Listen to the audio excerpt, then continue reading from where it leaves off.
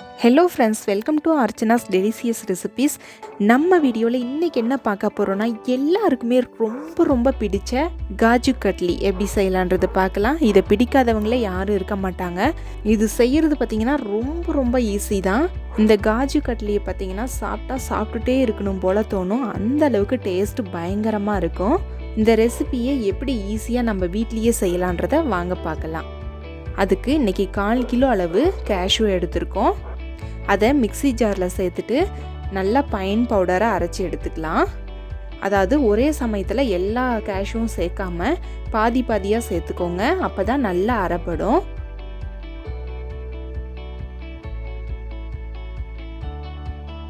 இது போல் மிக்ஸி ஜாரில் சேர்த்துட்டு நல்லா மூடிட்டு அரைச்சி எடுத்துக்கலாம். பாருங்கள், இந்த அளவுக்கு நைஸாக அரைச்சி எடுத்துக்கோங்க.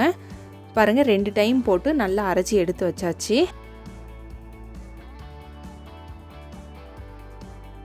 நம்மளோட கேஷ்யூ பவுடர் வந்து ரெடி ஆயிருச்சு. இப்போ நம்ம சுகர் சிரப் செய்ய ஆரம்பிச்சிடலாம். 1/4 கிலோ அளவு கேஷ்யூக்கு 1/4 கிலோ அளவு சுகர் எடுத்துக்கோங்க. எந்த கப்பில் சுகர் எடுத்தீங்களே அந்த கப்பில் 1/2 கப் அளவு தண்ணி எடுத்துக்கோங்க. அதாவது 1 கப் அளவு சுகருக்கு 1/2 கப் அளவு தண்ணி சேர்த்துக்கோங்க. சேர்த்துட்டு இதை எல்லாத்தையும் நல்லா மிக்ஸ் பண்ணிகிட்டே இருங்க. இப்போது இந்த சுகர் சிரப்பு பார்த்திங்கன்னா நல்லா கொதிச்சு ஒரு கம்பி பதம் அளவுக்கு வரணும். அப்போ தான் நம்மளோட காஜு கட்லி செய்கிறதுக்கு ரொம்ப ஈஸியாக இருக்கும். பாருங்கள், நல்லா கொதிச்சு ஒரு கம்பி பதம் அளவுக்கு வந்துருச்சு.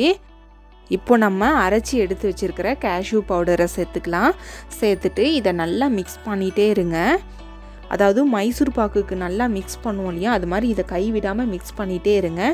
கொஞ்சம் விட்டிங்கன்னா கூட அடியில் அடிப்பிடிக்க ஆரம்பிச்சிரும்.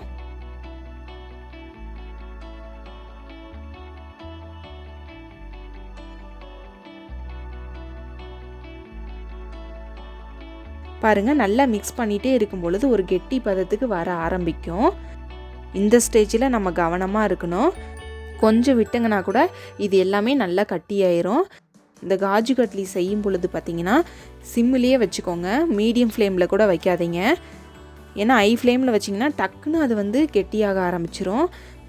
பாருங்கள், இப்போ லைட்டாக கெட்டியாக ஆரம்பிக்குது. இந்த ஸ்டேஜில் நீங்கள் ஸ்டவ் ஆஃப் பண்ணிக்கோங்க.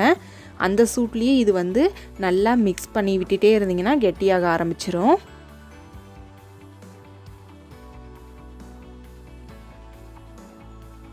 ஸ்டவ் ஆஃப் பண்ணதுக்கப்புறம் இது போல் மிக்ஸ் பண்ணிகிட்டே இருந்தீங்கன்னா இந்த அளவுக்கு கெட்டியாயிரும்.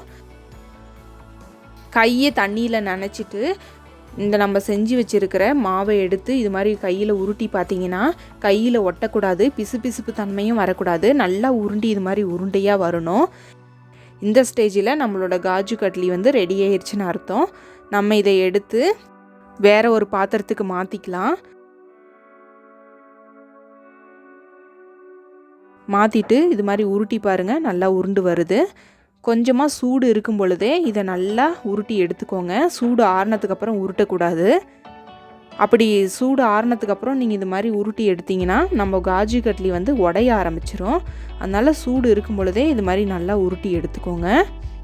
நமக்கு உருட்டும் பொழுதே தெரியும் நம்மளோட காஜு கட்லி பார்த்திங்கன்னா ரொம்ப நைஸாக வந்திருக்கும்.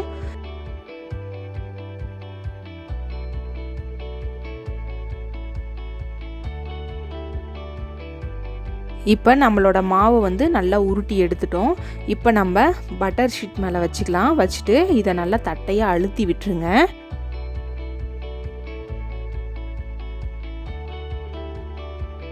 தட்டையாக அழுத்தி விட்ட பிறகு இது மேலேயும் பட்டர் ஷீட் வச்சுக்கலாம்.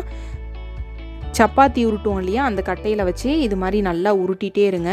உங்களுக்கு எந்த அளவுக்கு திக்னஸ் வேணுமோ அந்த அளவுக்கு நீங்கள் உருட்டி எடுத்துக்கோங்க.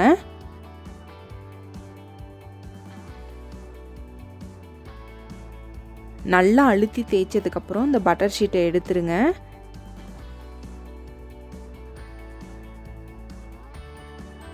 இந்த காஜு கட்லி மேலே டெக்கரேட் பண்ணுறதுக்காக நம்ம சில்வர் லீஃப் எடுத்திருக்கோம். அதை வந்து இது மாதிரி ஒட்டி எடுத்துக்கலாம்.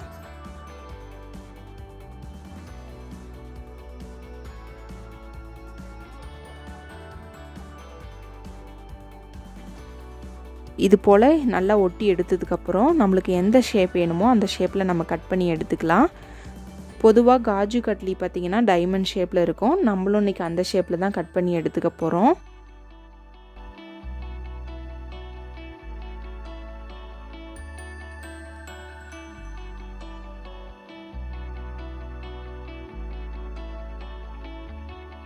அவ்வளோதான். நல்லா கட் பண்ணி எடுத்ததுக்கப்புறம் எக்ஸஸாக இருக்கிற பீஸ் எல்லாம் எடுத்துடலாம். இப்போ பாருங்கள், நம்மளோட காஜு கட்லி கடையில் வாங்குற மாதிரி அவ்வளோ டேஸ்ட்டாக சூப்பராக ரெடி ஆயிருச்சு. கண்டிப்பாக நீங்களும் இதே மாதிரி ஒரு டைம் ட்ரை பண்ணுங்கள். திரும்ப திரும்ப ட்ரை பண்ணுவீங்க. அந்த அளவுக்கு டேஸ்ட்டு பக்காவாக இருக்கும். இந்த ரெசிபியை நீங்களும் ட்ரை பண்ணிவிட்டு எப்படி வந்துச்சுன்னு உங்களோட ஃபீட்பேக்கை எங்களோட ஷேர் பண்ணுங்கள். இந்த வீடியோ உங்களுக்கு பிடிச்சிருந்தா மறக்காமல் லைக் பண்ணுங்கள், சப்ஸ்கிரைப் பண்ணுங்கள், ஷேர் பண்ணுங்கள்.